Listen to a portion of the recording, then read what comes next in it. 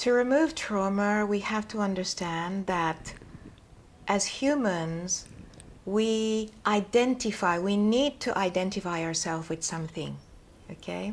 We need to identify ourselves with something. So when we've gone through a traumatic situation or any situation, we identify with that. And it's difficult to drop. We also need to understand that when we are children, we learn to get energy, to rob energy. We're allowed to rob energy from our parents, from adults, with bad behavior, being a little bit cheeky, you know?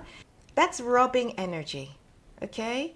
Because we understand it makes us feel good, okay? It fills us up and we can get what we want. If we're not independent with generating our own energy, then we're always going to be looking for a way to suck energy from somebody or something.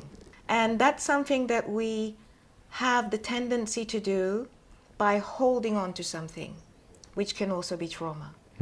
Okay?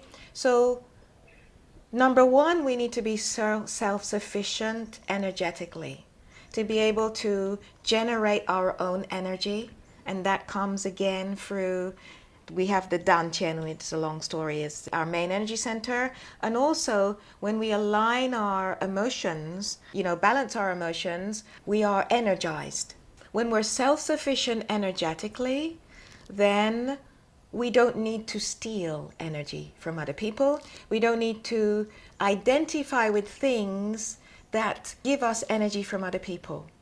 And when we're in that space, then we can start to work on forgiving ourselves. Forgiving ourselves because we are mirrors, okay? So what we see on the outside, what we feel coming from other people is something that we identify inside and we have to work on. But not always we work on that, okay? Because it takes courage, it takes energy, and we go back to what we were talking about before.